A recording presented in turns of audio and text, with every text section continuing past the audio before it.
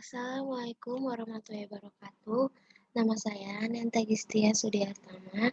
Saya dari kelas 4403. Di sini saya ingin mempresentasikan tentang pengenalan sistem komunikasi serat optik.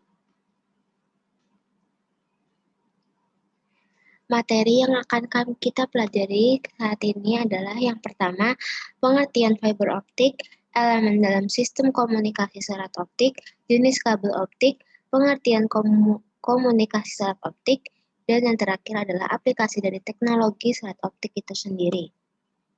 Kabel fiber optik. Fiber optik adalah suatu jenis kabel yang terbuat dari kaca dan plastik yang sangat halus. Kabel fiber optik dapat mentransmisikan sinyal cahaya dari suatu lokasi ke lokasi lain dengan kecepatan tinggi menggunakan pembiasan cahaya sebagai prinsip kerjanya. Sumber cahaya yang digunakan adalah laser atau LED. Fiber optik telah menjadi komponen utama bagi dunia telekomunikasi. Jenis-jenis kabel optik. Fiber optik dibedakan menjadi dua jenis yang didasarkan pada mode transmisinya. Adapun jenis fiber optik tersebut adalah yang pertama, fiber optik single mode. Kabel fiber optik single mode yaitu kabel jaringan yang memiliki transmisi tunggal sehingga hanya bisa menyebarkan cahayanya hanya melalui satu inti dalam suatu waktu. Jenis fiber optik ini memiliki inti berukuran kecil dengan diameter sekitar 9 mikrometer dan digunakan untuk mentransmisikan gelombang cahaya dari sinar inframerah dengan panjang gelombang 1300 sampai 1550 nanometer. 2. Fiber optik multimode. Kabel filter optik multimode merupakan kabel yang dapat mentransmisikan banyak cahaya dalam waktu bersamaan karena memiliki ukuran inti besar yang memiliki diameter sekitar 625 mikrometer. Kabel jenis ini biasanya digunakan untuk keperluan komersial yang pada umumnya diakses banyak orang. Fiber optik ini mengirimkan sinar inframerah yang memiliki panjang 850 sampai 1300 nanometer. Fiber optik single mode dan multimode bisa dibedakan melalui gambar ini. Terlihat kalau misalnya multimode dia memiliki dua kabel dan single mode hanya memiliki satu kabel. Dan multimode ini terlihat lebih kompleks ya, tapi single mode terlihat sederhana seperti itu. Bagian dari fiber optik sendiri ada cladding, core, coating, strain member, dan outer jacket. Tapi saat ini kita hanya mempelajari core, coating, cladding, outer jacket saja. Yang pertama, bagian inti atau core. Bagian inti fiber optik terbuat dari bahan kaca dengan diameter yang sangat kecil, diameternya sekitar 2 mikrometer sampai 50 mikrometer. 2. Bagian cladding. Bagian cladding adalah bagian pelindung yang langsung menyelimuti serat optik.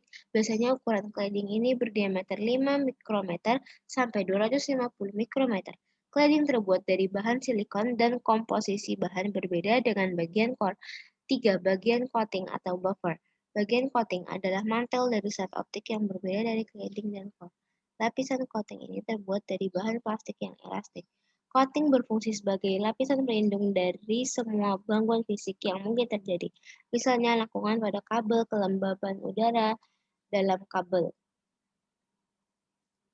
Komunikasi serat optik. Apa sih komunikasi serat optik itu? Jadi, komunikasi serat optik merupakan suatu metode untuk mentransmisikan atau mengubah sebuah informasi dari suatu tempat ke tempat yang lain dengan mengirim sinar atau cahaya melalui serat optik. Cahaya ini membentuk gelombang elektromagnetik yang dimana termodulasi atau terubah untuk membawa informasi. Proses komunikasi serat optik meliputi beberapa langkah-langkah dasar berikut ini. Yang pertama, membuat sinyal optik yang melibatkan penggunaan pemancar biasanya dari suatu sinyal listrik. 2. Menyampaikan sinyal di sepanjang fiber, memastikan bahwa sinyal tersebut tidak terlalu menyimpang atau lemah. 3. Menerima sinyal optik, mengubah menjadi sinyal listrik. Nah, ini bisa dilihat caranya. Cara dari sebuah komunikasi fiber optik seperti ini kira-kira konversi sinyal elektrik ke optik, LED laser, ini adalah media transmisinya, lalu dikonversi sinyal optik, optik, terus habis itu media transmisinya optik, dan terakhir konveksi sinyal optik. Di sini baru di detektor. Nah, sumber-sumber optik sendiri ada dua, yaitu adalah LED dan laser semikonduktor. LED itu harganya murah, daya menengah, hubungan jarak pendek, lintas laju bit rendah. Kalau laser biayanya mahal, daya cukup jauh, hubungan jarak jauh, lintas laju bit tinggi, seperti itu. Nah, ini sumber optik sendiri ada LED, yang ini adalah laser semikonduktor. Nah, fotodetektor adalah komponen utama dari penerima optik adalah fotodetektor yang mengubah cahaya menjadi listrik menggunakan efek fotoelastrik. Syarat fotodetektor: 1. Mempunyai sensitivitas tinggi, noise rendah, bandwidth lebar, murah, dan tahan lama. Nah, di sini ada spektrum frekuensi optik. Kalau misalnya ungu itu 380 sampai 450 nanometer, biru 450 sampai 495 nanometer, hijau, kuning, jingga, merah, dan seterusnya. Seperti itu. Nah, aplikasi teknologi selat optik dalam berbagai bidang, ada dari bidang internet, televisi kabel, telepon, serta jaringan komputer. Internet kabel optik mengirimkan sejumlah besar data dengan kecepatan sangat tinggi. Oleh karena itu, teknologi ini banyak digunakan dalam kabel internet. Terus televisi kabel juga, penggunaan kabel fiber optik dalam transmisi sinyal kabel telah tumbuh eksplosif selama bertahun-tahun. Kabel ini ideal untuk mentransmisikan sinyal untuk televisi di definisi tinggi karena memiliki bandwidth dan kecepatan yang lebih besar. Terus digunakan juga untuk telepon. Memanggil telepon di dalam atau di luar negeri tidak pernah semudah ini dengan menggunakan komunikasi fiber optik. Jadi fiber optik ini memudahkan bagi pengguna telepon, kita dapat berhubung lebih cepat dan melakukan percakapan yang jelas tanpa ada jeda di kedua sisi. Dan terakhir adalah jaringan komputer. Jaringan antar komputer dalam satu gedung atau di seluruh struktur terdekat menjadi lebih mudah dan lebih cepat dengan menggunakan kabel serat optik. Penggunaan dapat melihat penuturan waktu yang diperlukan untuk mentransfer file dan informasi di seluruh jaringan. Seperti itu.